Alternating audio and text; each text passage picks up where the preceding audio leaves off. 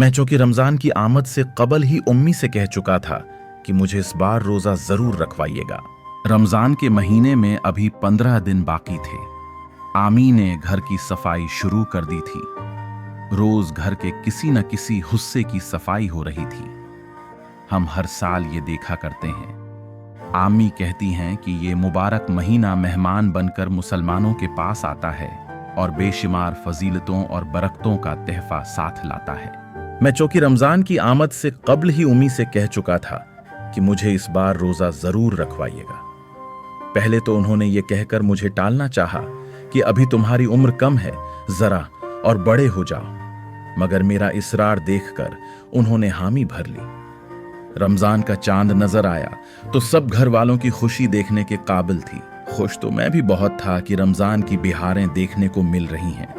सब घर वालों ने एक दूसरे को रमजान के महीने की मुबारक दी। आमी ने प्यार भरी नजरों से मुझे देखा और कहा, जब छुट्टा रोजा होगा तो तुम अपना पहला रोजा रख लेना। इस रोज हम तुम्हारी रोजा केशाई करेंगे। आमी, कल क्यों नहीं? मैंने पूछा तो उन्होंने प्यार से मेरे सर पर हाथ फेरते हुए कहा, बेटा, रोजा केशाई की तैयारी और मेहमानों को दावत देने में कुछ वक्त तो लगेगा। आखिर वो दिन आ ही गया। सहरी तो मैं रोज ही करता था, मगर आज की सहरी का खास ही एहतिमाम था। सब घर वाले मुझे खुलाने पर जोर दे रहे थे। अबू परेशान थे कि कहीं कम उम्री की वजह से भूख और प्यास मुझे परेशान न करे। आतनी देर में अजान फज्र हुई और हम मस्जिद की तरफ चल दिए। वापस आकर सबने तलावत कुरान पाक की। बाद में अबू ने अलहदा से तलावत और तर्जुमा सुनाकर हमें समझाया। कुछ देर बाद सब दोबारा अपनी नींद पूरी करने के लिए लेट गए। सुबह अबू के दफ्तर की छुट्टी थी। मेरी आंख खुली तो उम्मी और बाजी घर के कामों में लगी हुई थीं। उम्मी ने शफकत भरी नजरों से मुझे देखते हुए कहा कि जाओ सो जाओ, मैं जहर के वक्त तुम्हें जगा दूंगी। मगर मेरी नींद तो पूरी हो चुकी थी, इसलिए मैं पढ़ाई में मसरूफ हो गया। मैं उम्मी और बाजी को देखने लगा कि वो किस शौक से मेहमानों के लिए एहतिमाम करने में मसरूफ थी।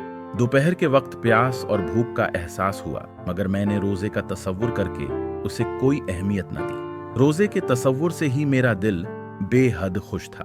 नमाज ज़हर के बाद एक बार फिर तलावत कुरान का मौके मिला। उसके बाद में हमदर्द नूनहाल लेकर मुज़ामीन और कहानियां पढ़ने लगा।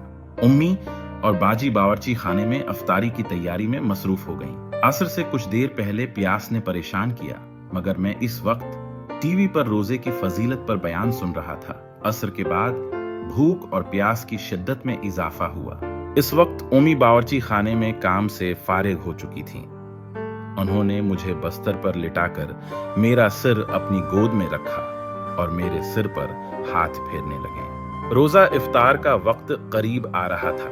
मेरा दिल खुश खुश था। पहला रोजा मुकम्मल होने वाला था। कुछ मेहमान आ चुके थे और बाकी मेहमानों की आमद जारी थी। अजान मगरिब के साथ ही मैंने सबके साथ रोजा खोलने की दुआ पढ़ी और खजूर और पानी से रोजा इफ्तार किया। उसके बाद शरबत, फल और समोसे खाने के बाद नमाज पढ़ी।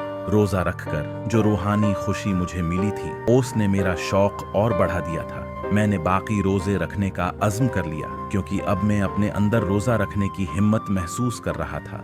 सब अजीजों और घर वालों ने मुबारकबाद दी और तोहफे भी दिए। खाने के बाद मेहमान रुखसत हो गए और हम नमाज, इशा और तरावीह के लिए मस्जिद की तरफ रवाना हो गए।